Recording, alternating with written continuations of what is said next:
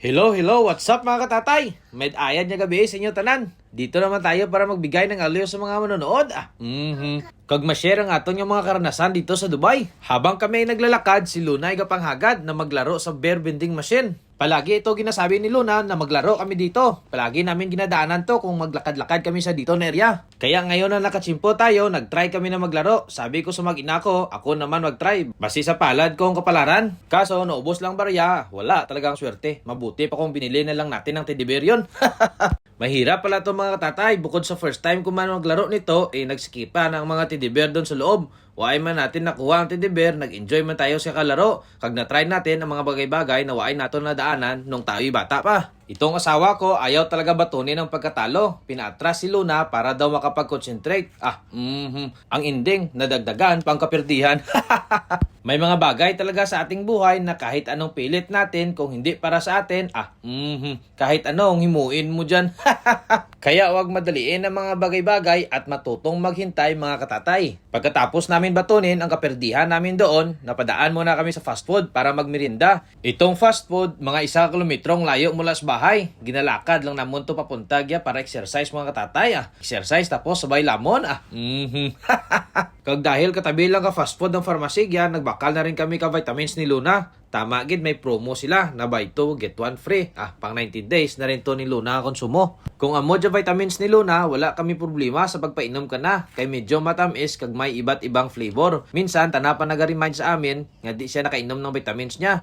Pinakilo ko na rin si Luna sa timbangan nila. Grabe, puwerte. Ito nga sa sako. Dati 25 siya, ngayon 24.3. Siguro sa kakahampang at galaw-galaw niya buong maghapon.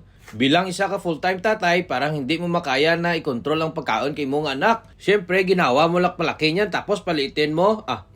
Tinunto ito. Lalo na kung sabihan niya na, Tatay, you are my best friend, I'm hungry. Hindi ka pa magbigay niyan. Kuhang-kuha niya talaga ang kilitin tatay niya. Pagkatapos naman doon, ako ay nagpagupit. Halos 2 katuig na rin ang buhok ko nga hindi napagupitan. Kung magpagupit ako, unti-unti ko lang. Kung tingnan mo sa malayo, makapal, pero sa taas niyan, medyo kalbo na. Kung sa bahay lang naman ako, every 2 days lang ako gapang shampoo. Kay hambal nila ang shampoo gapakalbo. May mga naghambal din nga sa mainit nga tubig. Ano ba talaga ang dahilan mga katatay man? I-comment nyo nga sa ilalim nyo para malaman natin. Palagi ako ginabalan kasawa ko nga ipaputol ko na daw ang buhok ko. Pero ayaw ko. Para at least mag-carbon copy ko gid ang anak ko.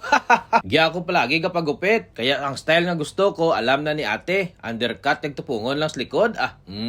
No pa imuman. Tag 25 dirhams ang bayad. Sulit naman kay luwas sa maliw kas kwento ni ate. May libre pa nga masahe. Nakita nyo naman mga katatay ang resulta. Parang walang pinagbago. Ito talaga ang rason mga katatay kung bakit kami naglabas ngayong gabi. Kaya ang nabili ko nga pantalon ay masyadong mahaba para sa akin. O di kaya kinulang lang tayo sa height mga katatay.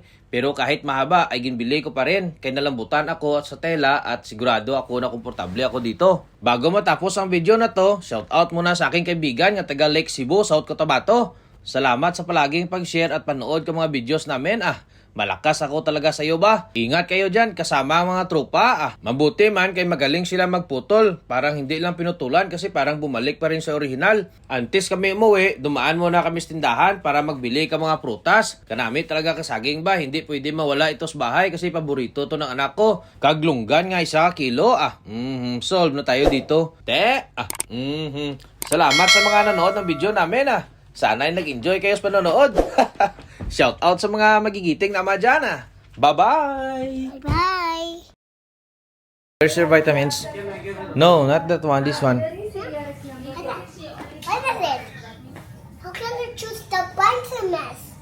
You choose. Where's your vitamins there? Where? Look. Where?